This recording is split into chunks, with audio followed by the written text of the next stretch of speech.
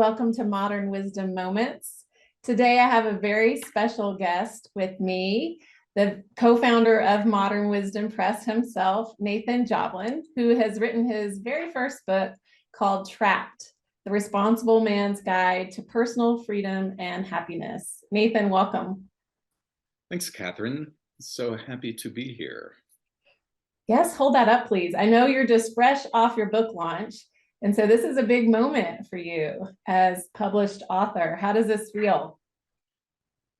Crossing the finish line of publishing feels amazing because this has been a many years long goal of mine. I haven't been working on it for years, but I've wanted to do something creative that's around sharing my story and expressing my view on the world for a long time. And it's only in the past couple of years that I've reached a place in my life where what I have to say can be a better support instead of just more chaos for people. So it feels really wonderful, and it feels like the cycle has been completed, both personally as well as professionally, in terms of me bringing out my own book, being in the publishing industry. So all in all, it's like firing on all cylinders. I love that. I'm very curious about what you said about more chaos and what's happened in your life over the last more than 2 years of your story, that inspired you to write this book. I'm just really curious because the title Trapped is very provocative. And I know that you've been on a transformational journey, and that's what you're talking about in the book through your own story. But just curious, like what drove you to write about this journey that you've undergone? And can you tell us a little bit more about what's inside the book? Yeah. Well, as we all know, in this life, there are tracks provided for us that we hop on, or we're encouraged to get on before we really even know that we have a choice. Education is one of them. We're going to go to high school. Lots of us, it's just expected we go to college and then into work and a family. And it's like this plan laid out for us. And, I really lived that and enjoyed a lot of aspects of it, and found my way through in productive ways and loving ways. However, I was missing from the equation a lot of the time. I'd never taken the time to understand who I am or what makes me tick, what things I would be best served addressing in my own self, and then, where I want to go from there. And so it just took a long time. I'm a very slow learner. It just took a long time to get settled down into the place where I could say, well, what about me? And that was a really empowering question to ask, because it was the first sign, in my life, for the most part, I don't think this is too much of an exaggeration, where I expressed actual interest in my own journey, as opposed to what I was doing in the world with and for others.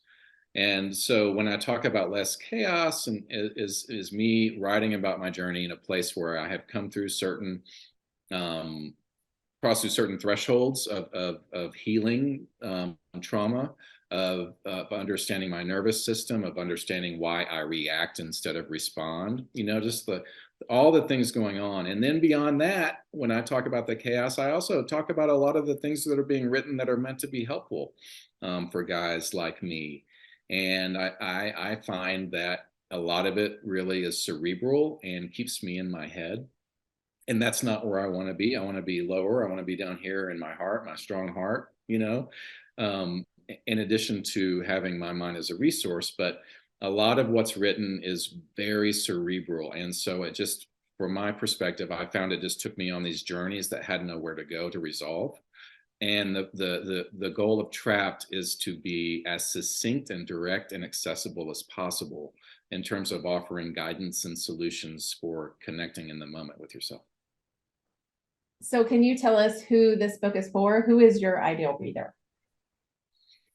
Yeah, my ideal reader is all around us. It's that guy who has worked hard for his life, that he has with his family or his career. He's been in the work world for a couple of decades, and he has found that the more he does, the less he sees himself. He's aware that there's something going on and there's opportunity in life, but he's not accessing it because he's not in touch with who he is. And so from that place, when you're managing and balancing all of the responsibilities, you can't just let that go. People are relying upon you. You've worked hard to get where you are. You don't want to toss it away. And so what can often happen is that then we have these little coping mechanisms, coping strategies, escapes, numbing out, all these things we can do. For me, it was drinking beer was my go-to. But it's these things that we adapt into our lives to help us cope with what they're doing without really making change in a way that's going to benefit us. So it's like a Band-Aid, it's not a solution. And so my ideal reader is someone who's grappling with some of these tougher feelings, some of it, maybe there's resentment, there's probably anger, there's frustration, and is starting to act out in certain ways that aren't beneficial to my reader or anyone else around them. So I would love to catch that person right there where they're starting to ask questions and understand that there's some issues that could be resolved, to find happiness and personal freedom. Love that. And I love that you talk about, really prioritizing yourself as your first responsibility. I do believe it's one of the biggest lies we're sold as men, in that caring for ourselves and taking care of ourselves and putting ourselves at the top of our list is somehow selfish. I don't understand, how it came about, but it's incredibly nefarious.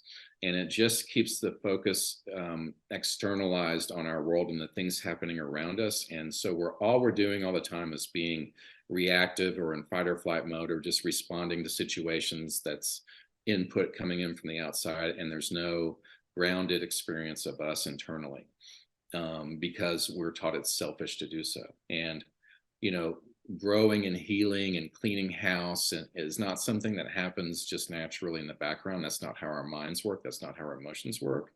And it just takes some intention and awareness and shining some light, to crack things open and get things, get the ball rolling for change. It's really ultimately not that complicated, but making the decision to prioritize ourselves is, in my experience, the most complicated piece of it. So what would you like this reader that you've just described to get out of your book? I would love for him to begin to find the time for himself, in his day as it stands, not scheduling new things, not looking at the calendar, but just finding ways in the moment to be aware of what's going on.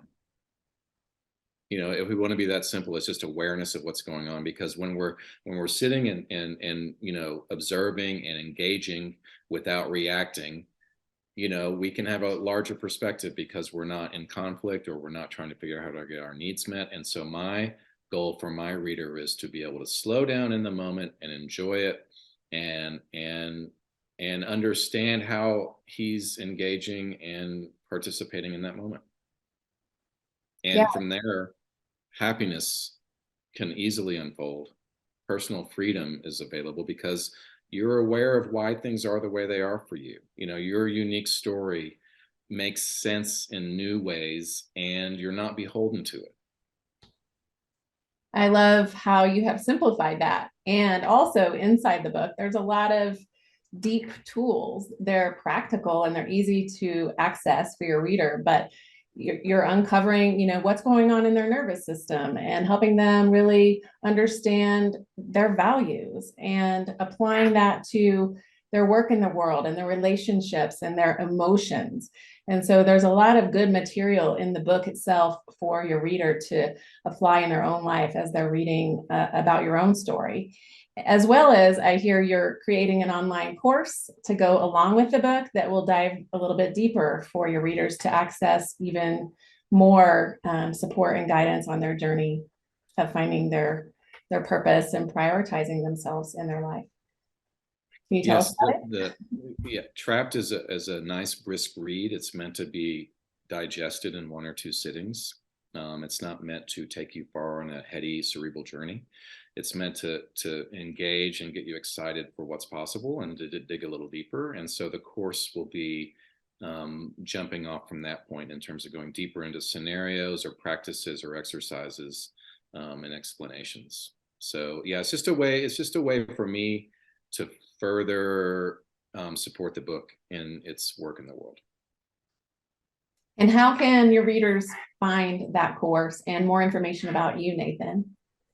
𝗧𝗿𝗽𝗽𝗲 has a sign up to keep updated for when the course is launching. Please do that. There's also, when you read the book, at the end of the book, there's a URL for a little gift for anyone who finishes the book, a deeper dive into the mission statement. And then also, of course, there's Modern Wisdom Press's website, which is the business we run, and where a lot of information about our work can be found. And then can you just explain a little bit about that mission statement? Because I do know inside the book, you talk about your own journey in creating a mission statement, and you don't have to talk about that journey, but what is a mission statement and what is yours and why does that matter to your readers? A mission statement is something scary and exciting that feels true to your core about your reason for being here. And it's a way to stay anchored in who you are, as opposed to being adrift in the responsibilities and roles we play. And it's something to also inspire creativity in terms of the options available to you as you start to think about purpose in a larger way. You know, there are lots of ways to meet that. You know, for me, my mission is to inspire others to heal. The book was a perfect way to do that, but it's not the only or the last way I can do it. I love that. Thank you so much for sharing with us today, Nathan. Again, your website is 𝗧𝗿𝗽𝗽𝗲.com. And just so glad that you stepped up and shared your story and are offering this gift through your book. So thank you for joining us today. Thanks, Catherine.